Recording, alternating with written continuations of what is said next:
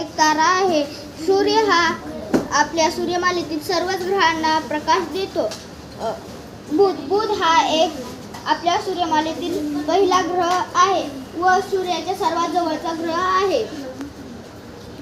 शुक्र हा आपल्या सूर्यमालेतील सर्वात उष्ण व दुसरा ग्रह आहे. पृथ्वी हा एक असा ग्रह आहे की ज्याच्यावर जीवसृष्टी राहू शकते आणि पृथ्वीला एक उपग्रह आहे ज्याचे नाव चंद्र.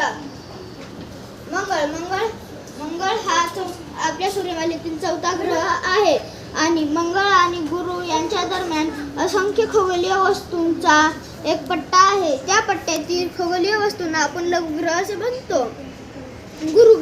गुरुग्रह हा एक ग्रह आहे, असा ग्रह की ज्या ग्रहावर सर्वात जास्त वादळे असतात. शनीला एक कडा असतात. कडा आपण साध्या दुर्बिणीने पाहू शकतो. युरेनस हा आपल्या सूर्यमालेतील 7वा ग्रह आहे.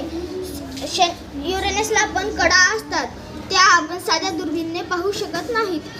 त्या कडा पाहण्यासाठी आपल्याला एखादी खास दुर्बीण लागते. नेपच्यून हा एक असा ग्रह आहे की ज्या ग्रहावर सर्वात जास्त थंडी असून तो ग्रह आपल्या सूर्यमालेतील सर्वात शेवटचा ग्रह आहे.